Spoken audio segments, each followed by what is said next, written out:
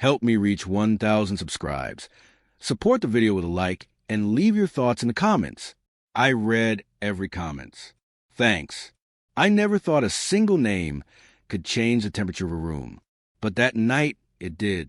My name is James.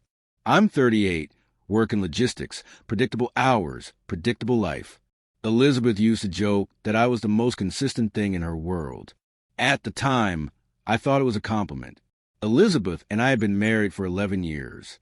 Not the loud, Instagram kind of marriage, the quiet kind. Shared routines, shared bills, shared silences. We weren't broken. At least, that's what I told myself. Relationships don't fall apart all at once. They thin out slowly, like air leaking from a tire. You don't notice until the ride feels wrong. That Tuesday started normally. Elizabeth texted around 4 in the afternoon. Working late. Don't wait up. No heart emoji. No explanation. Just that. It wasn't unusual. She'd been staying late more often lately. New projects, new responsibilities. That's what she said. I replied with simple, okay. Not because I didn't care, but because I'd learned not to ask follow-ups that made me sound insecure. I got home around 6, reheated leftovers, and sat at the kitchen table scrolling on my phone. The house was quiet in that empty way that feels heavier when you're married. Around 7, I remembered something from the weekend. A name. A passing comment Elizabeth had made at a barbecue. I hadn't thought much of it then, but it surfaced now, uninvited. Jake. She'd mentioned him casually. Too casually. Jake from work, she'd said, laughing at something he'd apparently joked about. I remembered the laugh. Not forced. Not polite. The real one. The kind she used to save for me. I stared at my phone for a long moment before typing. Hey, I texted. Random question. Is Jake the one you work late with? I didn't add anything else. No accusation. No emoji to soften it. Just a question. The typing dots appeared almost immediately. Then stopped. Then appeared again. Then stopped. Minutes passed. 5 of them. Long enough to notice my chest tightening for no logical reason. Her reply finally came. What? Why would you ask that? I stared at the message. It wasn't an answer. I typed back, you mentioned it the other day. Just curious. No response. I put my phone down and tried to distract myself. Dishes. A load of laundry. Anything to keep my hands busy while my mind ran ahead of itself. That's when I heard the garage door. I checked the clock on the microwave. 7:28 p.m. She walked in less than a minute later. Hair slightly messy. Coat half-zipped.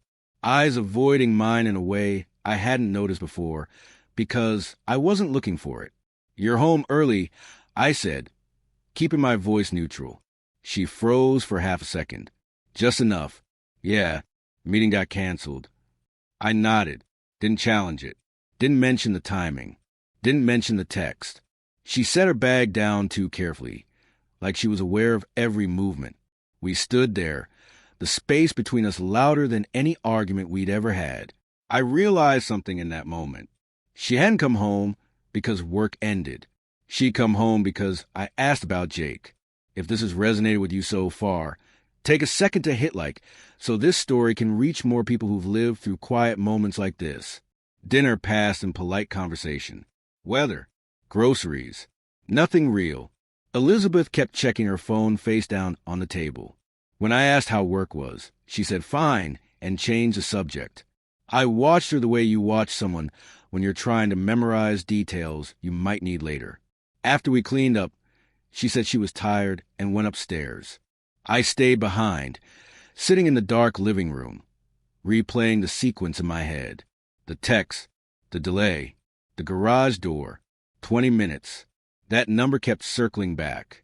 If you were in my place right then, comment below and tell me honestly, would you have confronted her immediately or waited for proof?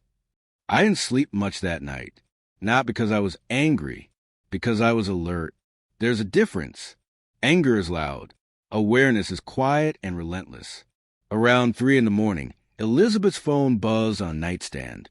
Once. Then again. She rolled over, checked it, and turned the screen away from me before replying. I pretended to be asleep, not because I was afraid of the truth, but because part of me knew once I acknowledged it, there'd be no going back. By morning, she acted normal, almost cheerful, too cheerful. As she poured coffee, she said, "You were quiet last night." "So were you," I replied. She smiled thinly. "Just tired." I watched her leave for work, kissed her cheek like always, and stood at the door longer than necessary after she was gone. That's when I admitted it to myself. Something had shifted, not exploded. Shifted, and those are harder to fix. Before we go further, comment one word that describes what James is feeling right now. Curious, uneasy, or something else entirely. I didn't know it yet, but mentioning Jake hadn't started the problem. It had only exposed how fast Elizabeth could run when the wrong light turned on. The next few days moved with strange precision. Elizabeth woke up earlier than usual, left earlier, came home earlier too. No more working late texts. No more casual mentions of people from work.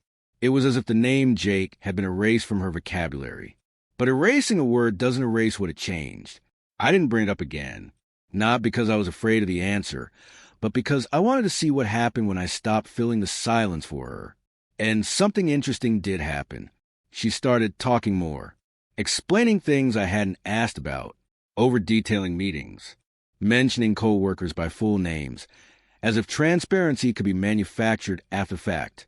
Friday night, she suggested we go out to dinner. Her idea.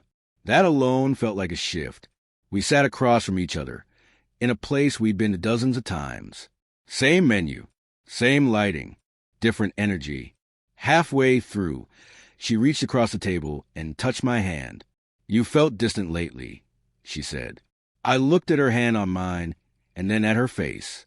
"Have I?" She hesitated. "A little." I nodded slowly. "Maybe I'm just paying attention."